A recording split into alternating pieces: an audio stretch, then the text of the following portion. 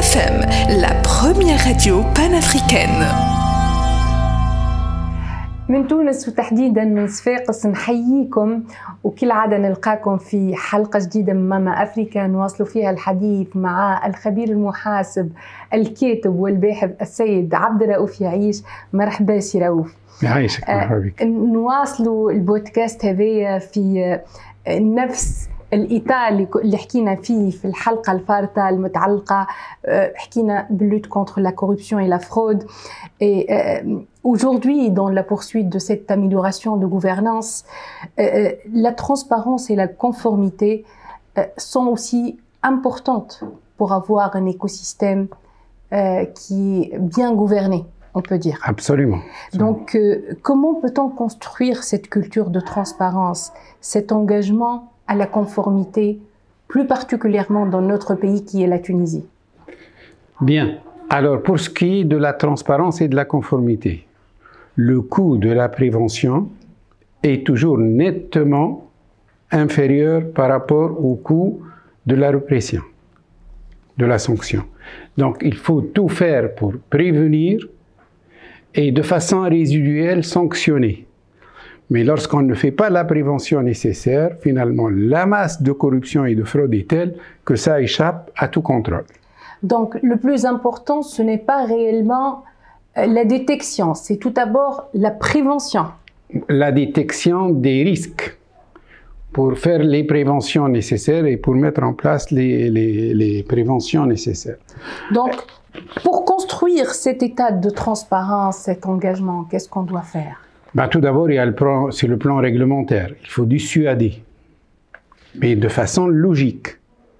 Il faut dissuader contre la fraude et la corruption. Autrement dit, si j'ai un système qui encourage la transparence et qui incite à la transparence, il est beaucoup plus puissant qu'un système qui sanctionne la fraude sans inciter à la transparence. Et au contraire, si je mets en place un système, par exemple, d'imposition fiscale exorbitant, finalement, je ne laisse pas tellement le choix pour les entreprises qui ne sont pas performantes. Le problème de la Tunisie, par exemple, c'est que nous avons une imposition fiscale telle, le taux de prélèvement obligatoire en Tunisie est 2 fois la moyenne africaine. 2 fois. 2 fois la moyenne africaine. Il est de 9 points supérieur à celui des États-Unis. Actuellement, pour cette année, c'est un taux comparable à celui de la moyenne de l'OCDE, donc des pays développés, alors que nous sommes un pays sous-développé. Et un pays sous-développé a besoin d'alléger l'imposition pour laisser dégager de l'argent pour l'investissement dans le secteur privé. Donc, le taux de l'imposition en Tunisie est tel que l'investisseur moyen, l'entreprise moyennement performante, a beaucoup de difficultés de réussir en Tunisie. Autrement dit, avec le même effort, on peut réussir dans un autre environnement beaucoup plus facilement que réussir dans l'environnement tunisien. Ce système-là est pervers, parce que finalement, il va encourager les moins bons, les plus mauvais exemples à prendre la place. Donc, on ne va pas encourager réellement à la transparence si l'imposition elle est très importante. Exact. Parce que finalement, lorsque vous imposez de façon lourde, il faut être très performant. Si vous êtes très performant, vous pouvez vous conformer même avec une imposition lourde. Mais la masse des Tunisiens ne peut pas être composée d'entrepreneurs performants, hautement performants. Donc, en Tunisie, le moyen a beaucoup de difficultés à réussir, alors qu'ailleurs, le moyen a réussi. Bien entendu, les gens qui sont bons, ils réussiront partout, en Tunisie ou ailleurs. Donc, finalement, il faut concevoir un système qui favorise, qui incite à la transparence. Et en même temps, concevoir des lois avec des sanctions dissuasives. Lorsque vous faites l'arbitrage, quel est le risque que j'encours et le coût de la conformité, il faut que l'arbitrage balance du coût de la conformité. C'est-à-dire, si vous nous expliquez davantage. Donc, si je fais la balance entre ne pas me conformer, combien ça va me coûter, et me conformer, combien ça va me coûter, il faudrait que me conformer soit plus avantageux que ne pas me conformer. Je parle ici et pourtant, si là où... selon la loi normale. La loi normale, tu la connais probablement, il y a 5% de mauvais citoyens, quoi que tu fasses, 5% de citoyens exemplaires, quoi que tu fasses, et 90% qui suivent la normale, qui suivent la foule, qui suivent la masse, donc qui changent en fonction des tendances. Et ce qui m'intéresse, bien entendu, les 5% d'excellents, il faut les conserver, au contraire, il faut les féliciter. Les 90%, il faut les inciter à la conformité, et les 5%, il faut les combattre. Il n'y a pas d'autre moyen. Donc finalement, qu'est-ce qu'il faut faire? Il faut une ingénierie intelligente des systèmes et un système dissuasif qui sanctionne sévèrement les récalcitrants. Et pourtant, si on voit le cas de la Tunisie, on avait des amnisties, entre guillemets, qui ont été faites normalement pour des avis de transparence. Ben justement, ça a été pervers. Finalement, l'amnistie répétitive encourage la fraude, puisque dans ce cas-là, les gens sont toujours à l'attente de la prochaine amnistie.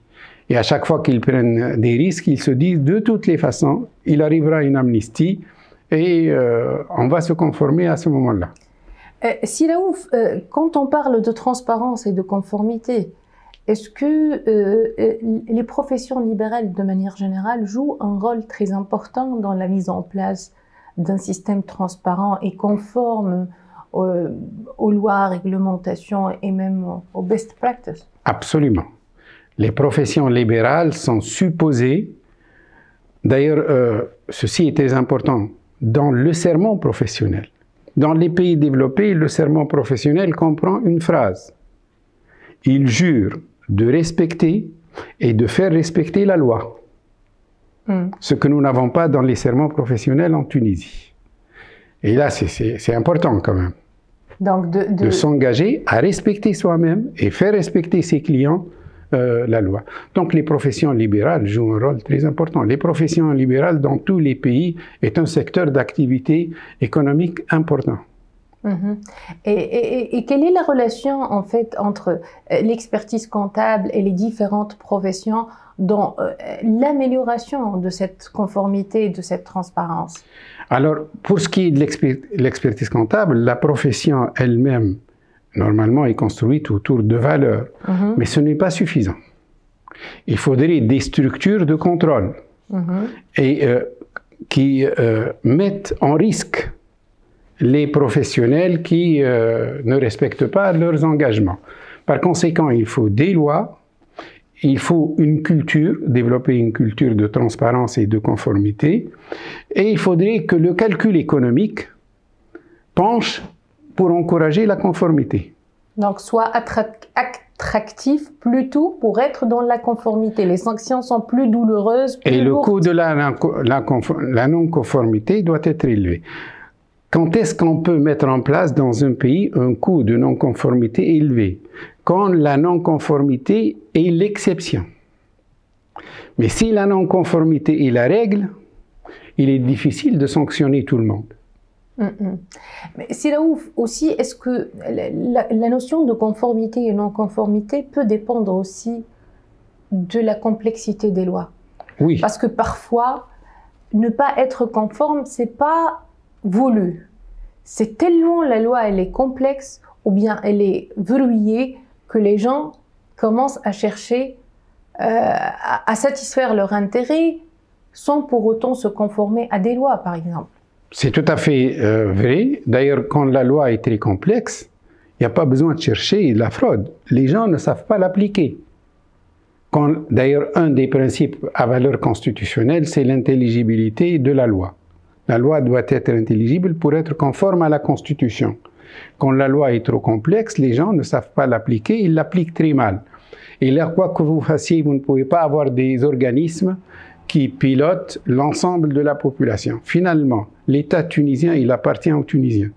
Les Tunisiens doivent être au service de l'État et l'État doit être au service des Tunisiens. Moi, j'ai des règles très très simples. Aucun Tunisien ne vaut dans le monde, quelle que soit sa richesse, quelle que soit sa science, quelle que soit son excellence, aucun Tunisien ne vaut plus que la Tunisie dans son ensemble. Nous sommes tous indexés sur la valeur du pays. Donc, il n'y a pas de Tunisiens qui puissent échapper à leur appartenance en Tunisie. Quand vous êtes à l'étranger, vous dites un Tunisien, immédiatement, on vous renvoie à l'image de votre pays. Donc, les Tunisiens ont tous intérêt à ce que leur pays soit prospère. Et la prospérité n'est durable que lorsqu'elle est partagée par tous. D'une façon ou d'une autre. On revient à la notion de l'individu vers le collectif. Absolument. Il faut que tout le monde pense, vit avec cet esprit-là. Parce que l'être humain est un être social par excellence. Ouais. Aucun homme n'est le produit de lui-même. Nous sommes tous le produit de tout le monde. Peut-être aussi, Silaouf, c'est une difficulté de travailler sur cette culture collective parce que naturellement, culturellement, en Tunisie, on n'est pas basé, nos valeurs ne sont pas vraiment focus sur cette notion de collectif. Ben, il faut les changer. On a autant d'adages qui te font tout pour que tu travailles, que tu fais les choses en individuel et non pas chercher à partager ou bien à travailler dans le collectif pour générer des flux collectifs en fait. Tant qu'on continue avec ce mindset, le mindset c'est l'état d'esprit. Tant qu'on continue avec ce mindset, on restera toujours au bas de l'échelle. Donc c'est un choix. Donc à nous de choisir, soit nous devenons riches, soit nous restons pauvres. Absolument, soit que nous ayons un pays riche. D'ailleurs, de mon point de vue personnel, je préfère être moyen dans un pays riche et fort que riche dans un pays faible et pauvre. Et ça, c'est honnêtement, ce n'est pas du populisme, c'est une conviction profonde. Parce que je sais que de toute façon, nous sommes tous rattachés et indexés à notre pays et à la valeur de notre pays. Oui, tout à fait. Moi, personnellement, je le sens assez souvent dans l'émission qu'on mène, on comprend la notion du drapeau et de la position de notre pays. Par rapport à la transparence et la conformité, je pense aujourd'hui, c'est là ouf, avec toute la révolution numérique qu'on est en train de vivre, on peut encore alléger le coût de cette conformité et de cette transparence à travers la digitalisation, à travers, on parle des big data, de l'intelligence artificielle. Il y a autant de nouveaux instruments aujourd'hui qui nous permettent d'atteindre nos objectifs grâce au numérique de manière plus facile. Mais dans ce contexte, comment déjà la digitalisation, elle va nous permettre de minimiser les fraudes, la notion de fracture digitale, aujourd'hui on en parle aussi. Et quelles sont les clés de développement numérique, surtout inclusif, pour l'ensemble de la société tunisienne? Oui, alors c'est tout à fait lié à la conformité, à la transparence. Tout d'abord, un des piliers de la conformité et de la transparence, c'est la comptabilité. Donc finalement, la profession joue un rôle clé à travers la comptabilité parce que la comptabilité, c'est l'instrument principal de confiance. De confiance entre les parties prenantes. Dans un pays, lorsqu'il y a la méfiance, les affaires marchent mal. Parce que les gens n'échangent, c'est quoi l'activité économique? Ce sont les échanges. C'est la fréquence des échanges. Les gens n'échangent que lorsqu'ils se font confiance mutuellement.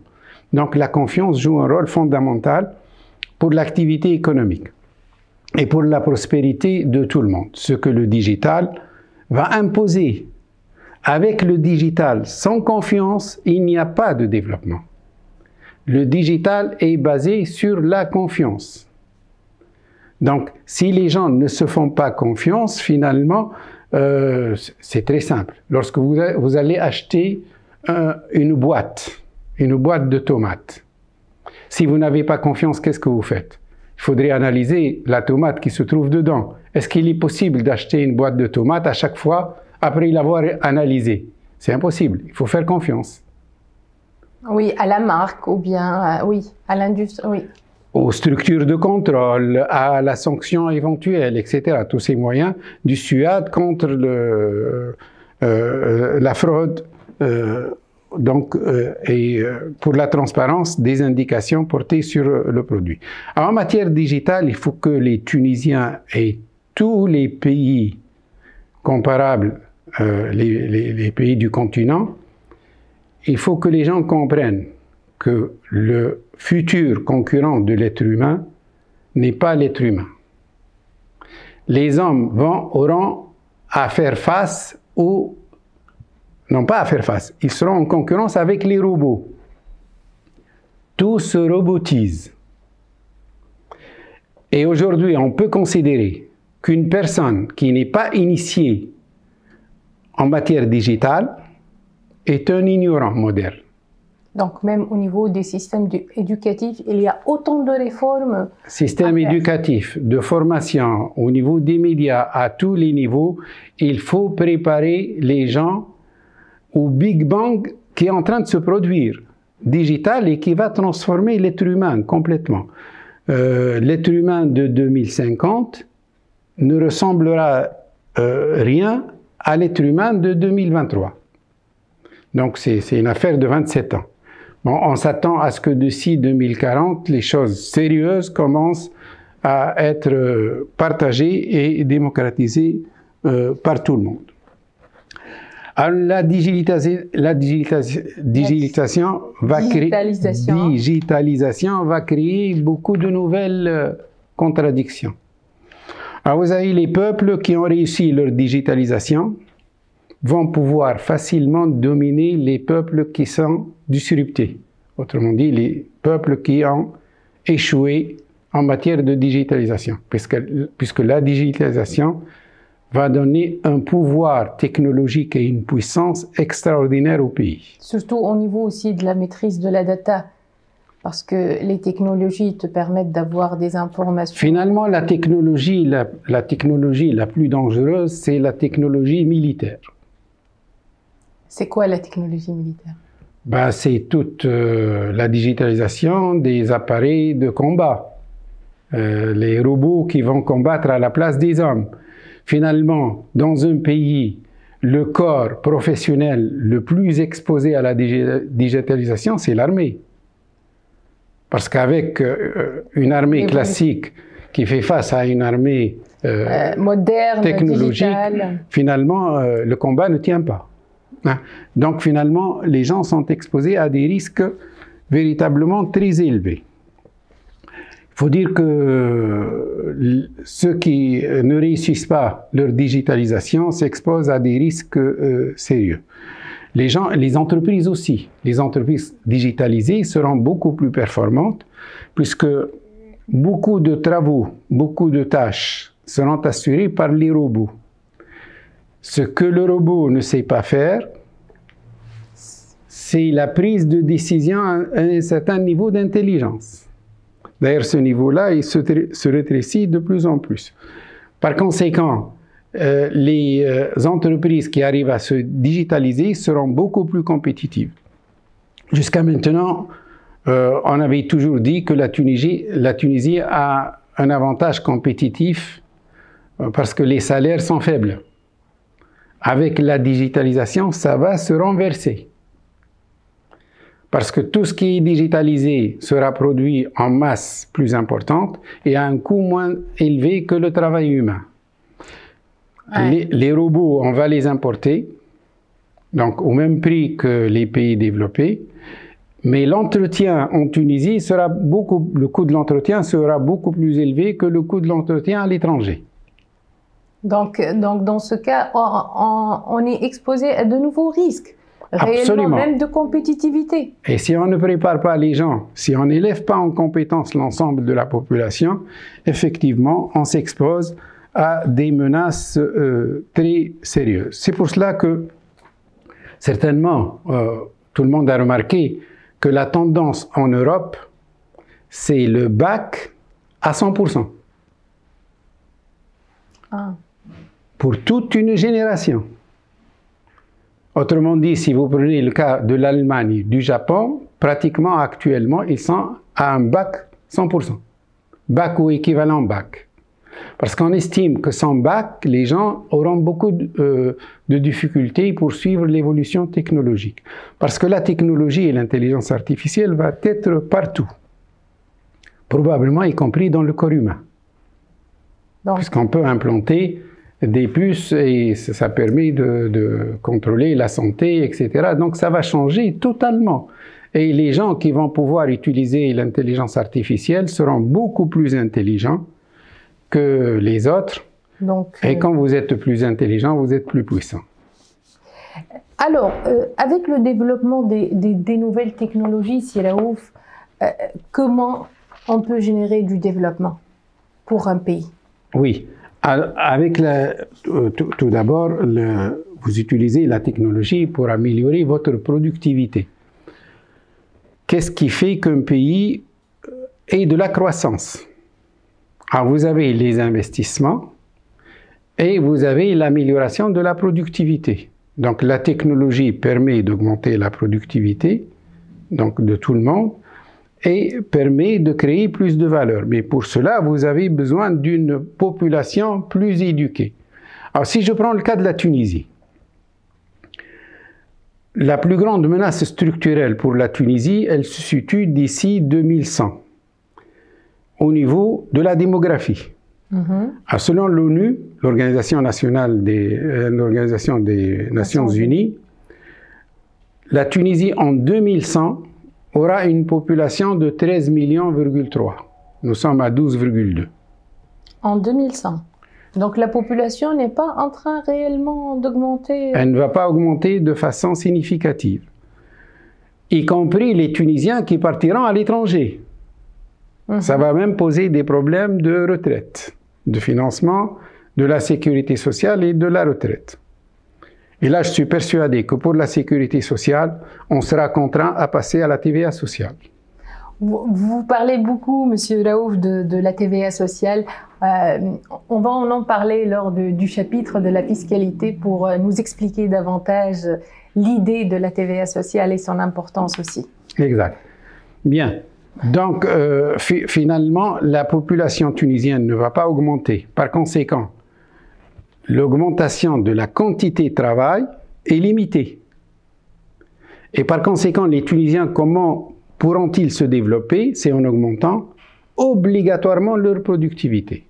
Finalement, j'avais exposé lors de la première séance en disant que le travail est à la base du développement, le travail est la clé du développement. Mais l'engagement pour le travail est la clé de la clé. D'accord. Donc, sans engagement pour le travail, finalement, on n'aura pas un développement fort.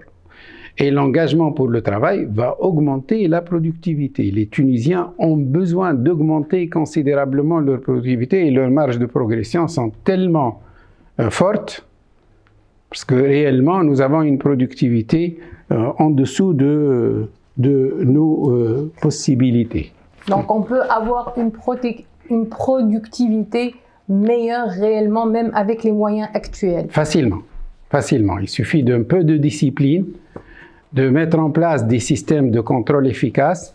Par exemple, actuellement, le contrôle par la technologie permet un contrôle très efficace. Prenez le cas de la circulation routière, par exemple. On peut l'améliorer considérablement. Il suffit de mettre les vidéosurveillances, de savoir les exploiter et vous allez voir que lorsqu'on commence à verbaliser les fautifs, les choses vont beaucoup s'améliorer. C'est déjà mis en place dans plusieurs pays. Je cite l'exemple de la Côte d'Ivoire. Aujourd'hui, si tu dépasses la vitesse, c'est par un SMS.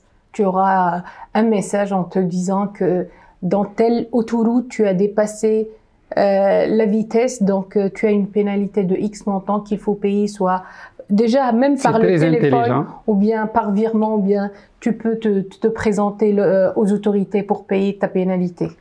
Un autre exemple très pertinent, significatif, c'est celui de la facturation électronique.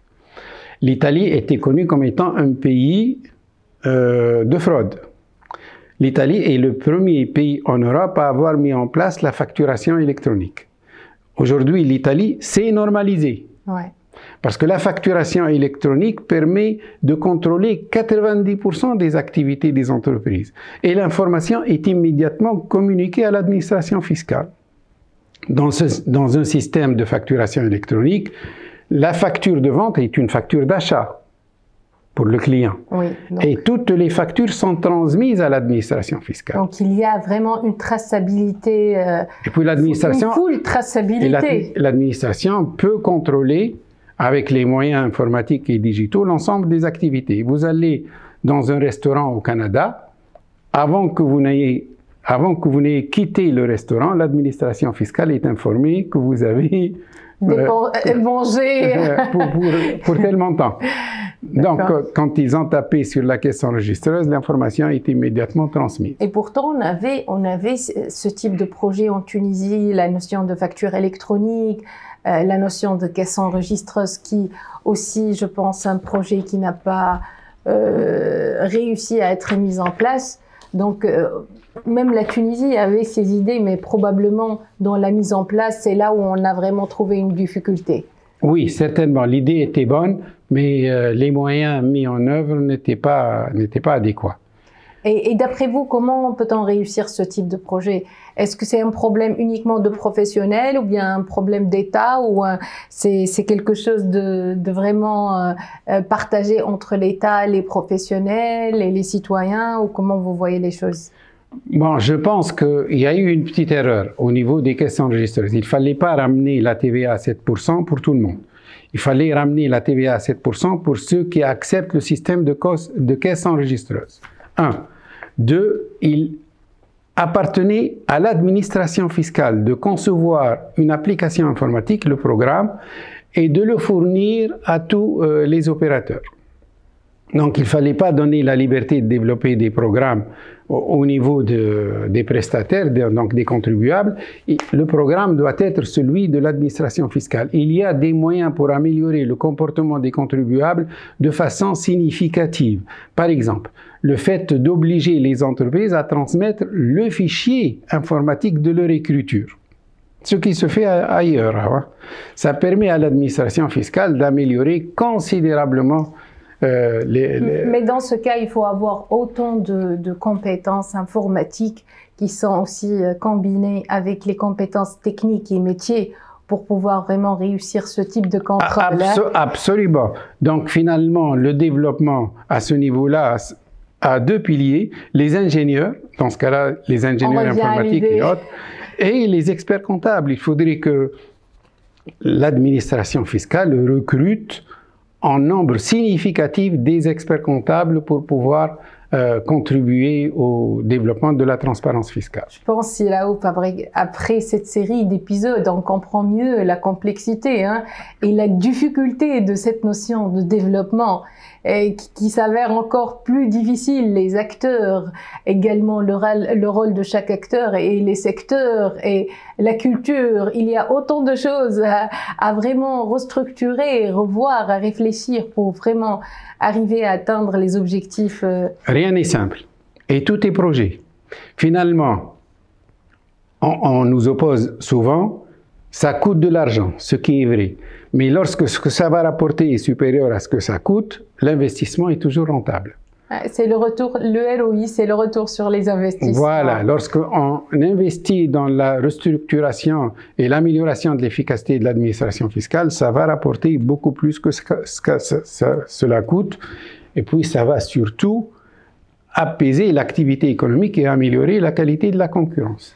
Donc, la digitalisation n'est pas uniquement un facteur de développement, mais aussi peut améliorer la fiscalité, un sujet qu'on va aborder lors du nouvel épisode Siraouf. Plus encore, la digitalisation n'est plus un choix, c'est un impératif. Parce que celui qui ne choisit pas, celui qui ne digitalise pas au moment opportun et de façon efficace, est perdu. D'accord, donc ce n'est plus un choix. La digitalisation, on finit cet épisode avec la notion d'impératif par rapport à la digitalisation. أنا نلقاكم في حلقة جديدة من ماما أفريكا إن شاء الله باش نحكيو فيها على لو سيستم فيسكال في تونس والرؤية نتاع سي رؤوف dans l'amélioration du système fiscal tunisien. À très très bientôt. VOA FM, la première radio panafricaine.